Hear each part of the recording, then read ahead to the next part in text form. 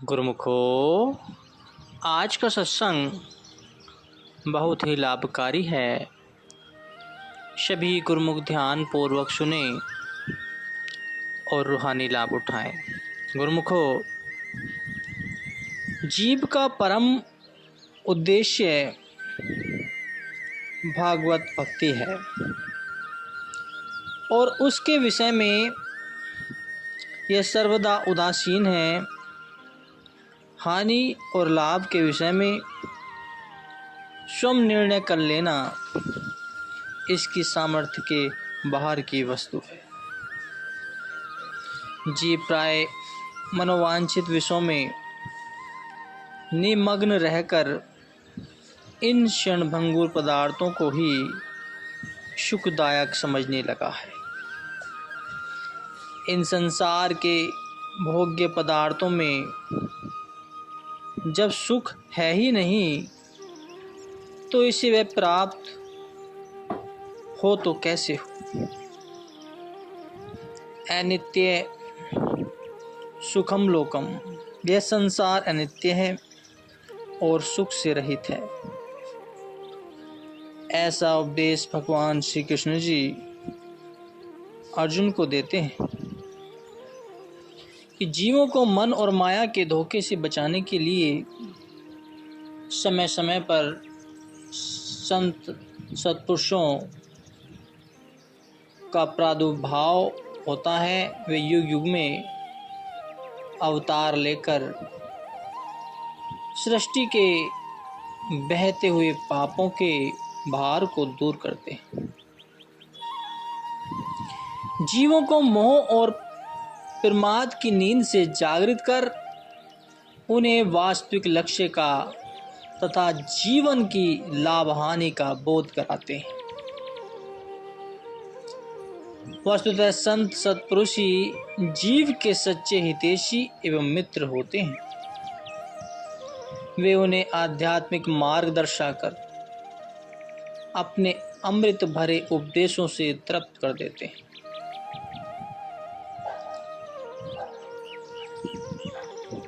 उनसे नाम उपदेश का अभ्यास करवाकर उन्हें अपने आनंद तथा शांति के उस धाम में ले जाते हैं जहां अक्षय शांति के स्रोत झरते हैं और परम आनंद की गंगा बहा करती है।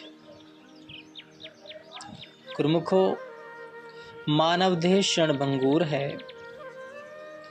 कच्ची मिट्टी से बने हुए सुंदर भवन के तुल्य, जो देखने में तो बहुत सुंदर है किंतु वास्तव में कुछ नहीं।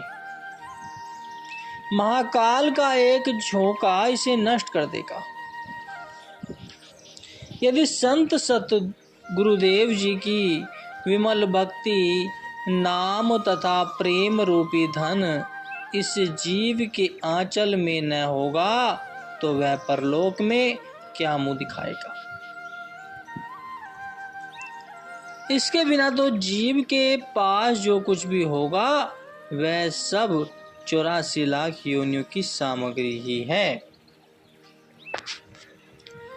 यह युग तो कठोर से कठोर पत्थर को भी छीनने का है, अर्थात इसमें हर एक वस्तु की गहराई तक जाने की आवश्यकता रहती है।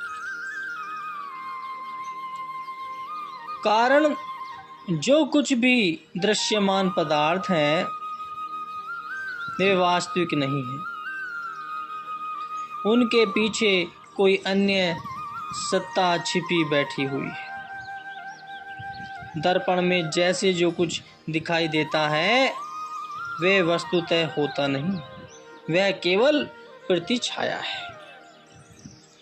इसलिए तू अपनी सुरती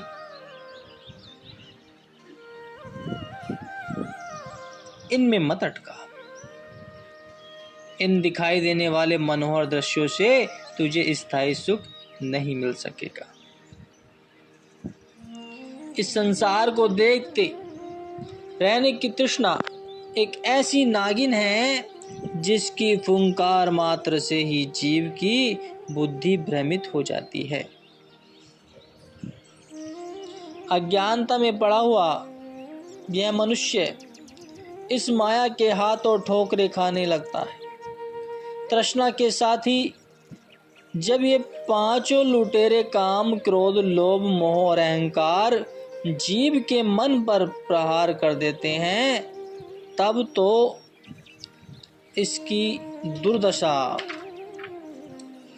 का अनुमान नहीं लगाया जा सकता। संत सत्पुरुषों की शरण से ही इस अवस्था से मुक्त करा सकती है, अन्य कोई साधन छूटने का नहीं है। सुरती एक ऐसी अमूल्य मणि है, इसके बदले चाहे हम संसार के विषय विलासों की कौड़ियां संचित कर लें अथवा इसे मलिन माया से अलग करके संत सद्गुरु के विमल प्रेम और भक्ति के रंग में रंग लें। संत जन जीवों को बार बार चेतावनी देते हैं कि इन सांसारिक कामनाओं को जितना भी बढ़ाता चला जाए, ये उससे भी कई हजार गुना बढ़कर बलवती हो जाती है। जिस प्रकार बीज के एक दाने को मिट्टी में दबाने से वह अपने में से ही हजारों दानों को साथ में लेकर वृक्ष के रूप में उगता है, इसी तरह इनमें कोई एक भी सांसारिक वासना दबी रह गई तो वह कई प्रकार की इच्छाओं का विकराल रूप हमारे सामने प्रस्तुत कर देगी। इच्छाओं की तृप्ति तो स्वप्न में भी नहीं हो सकती।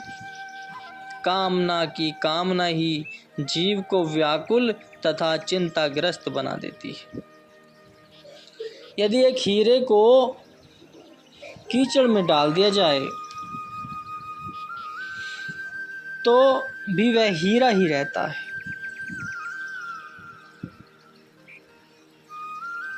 कीचड़ से आच्छादित होने पर भी जिस क्षण उसे धोया जाएगा उसी समय वह पहले की तरह चमकता और प्रकाशवान हो जाएगा। आत्मा भी एक हीरे के समान दीप्ति युक्त है। वह अपने आप में विशुद्ध है, पर इंद्रियों के संयोग से मलिन माया से आच्छादित हो गई है। इस आवरण को हटाने के लिए यदि उपाय किया जाए तो चिंतमय रूप में पूर्वतः आत्मा फिर से चमकने लगेगी। संत सत्पुरुषों की संगति से ही यह संभव हो सकता है। यदि कोई अपने मुंह में नमक की डली रखकर उसके पश्चात मीठी वस्तु मुंह में डालकर कहे कि मुझे मीठे का स्वाद आता है अथवा उसे मिठास मिल जाए, तो यह नहीं हो सकता जब तक उसके मुंह में नमक भरा हुआ है। तब तक मिठास का आना कठिन है, क्योंकि नमक और मिठास का आपस में मेल नहीं है। इसी प्रकार जब तक मनुष्य के हृदय में चिंताओं ने डेरा डाला हुआ है, उसे कितनी भी खुशी के बाह्य साधन उपलब्ध हो जाएं, लेकिन उन बाह्य साधनों से उसे सच्ची खुशी प्राप्त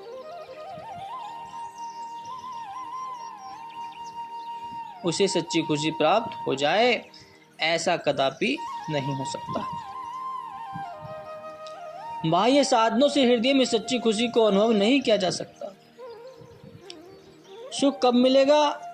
जब मनुष्य अपने अंदर से दुखों वाले विचारों को निकाल दे, काम क्रोधित उत्पन्न करने वाले पदार्थों का मोह छोड़ दे।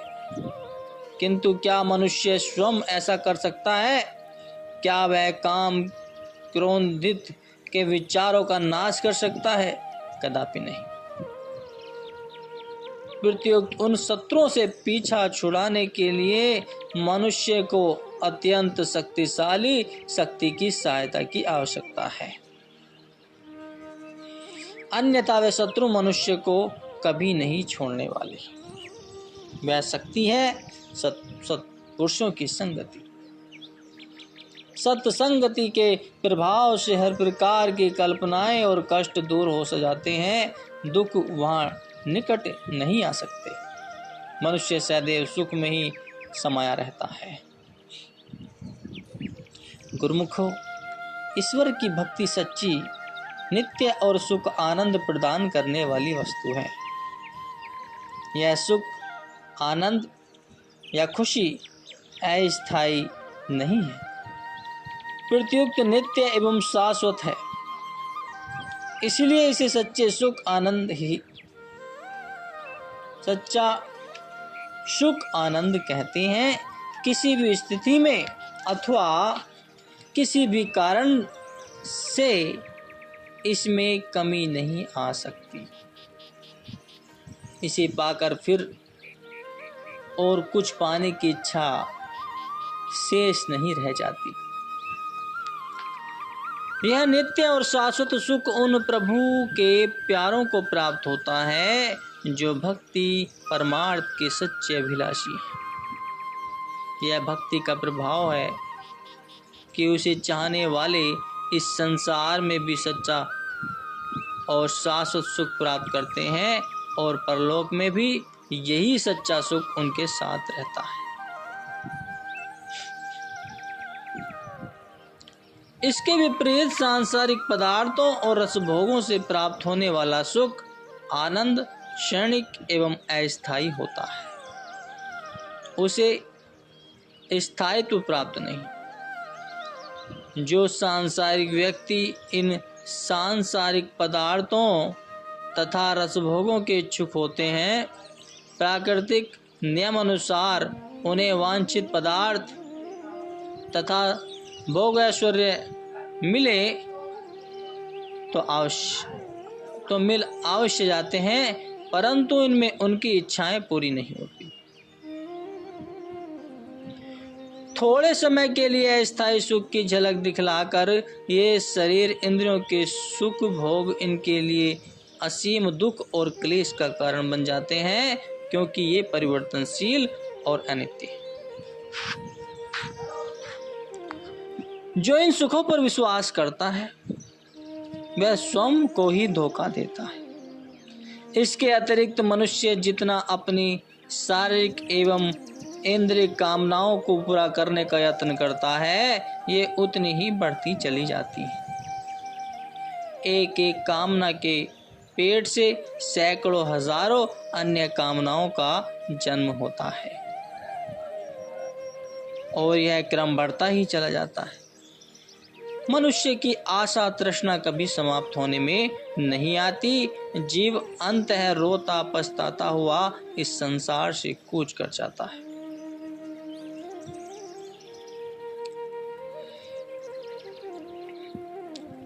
मालिक की भक्ति का मूल्य हीरा प्राप्त करने के लिए मूल्य क्या देना होगा? इसका मूल्य यह है कि जिज्ञासु का हृदय अन्य सब प्रकार की कामनाओं एवं विचारों से खाली हो। भक्ति का निवास उस हृदय में होता है जिसमें सांसारिक कामनाओं का निवास न हो। इसे प्राप्त करने के लिए ही मनुष्य को महापुरुषों की सत्संगति की आवश्यकता है। जिसे सत्संग उपलब्ध नहीं हुआ वह वास्तविकता की परख नहीं कर सकता। कुदरत ने इस जीव को मानुष जन्म देकर अपना रूप प्रदान किया है। यदि उसका स्मरण और याद हो तो हर समय खुशियों से प्रफुल्लित रहेगा। जीव हर समय चाहता तो है कि आनंद में रहूं, मगर भेद नहीं जानता। नुक्ता एक ही है। कोई वेद शास्त्र ग्रंथ पुराण पढ़ने की जरूरत नहीं है। महापुरुषों की सोहबत में यह नुक्ता मिलता है। यदि सुखों के भंडार में मिलना चाहता है तो सांसारिक चीजों को दिल से निकाल दे और मालिक को दिल में बिठा ले। ग्रंथ शास्त्र ज्ञान विज्ञान पढ़ लेने से कार्य सिद्ध नहीं होगा। बुल्ले शाह जी को उनके सदगुरु इनायत शाह जी ने कहा कि बुल्ले रब दा ही पावड़ा उधरो पुटना ते इधरे रावणा, कि परमात्मा को पाने का रास्ता मुश्किल नहीं है, दुनिया की मोहब्बत हटाकर मालिक का प्यार दिल में भरना है। वही युक्ति महापुरुष बतला रहे हैं, वही ज्ञान और वही विचार मिल रहा है। भाग्यशाली जीव महापुरुषों के वचन अनुसार चलकर जीवन को सफल बना लेते हैं। बोलो जयकारा, बोल मेरे श्री गुरु महाराज जी की जय।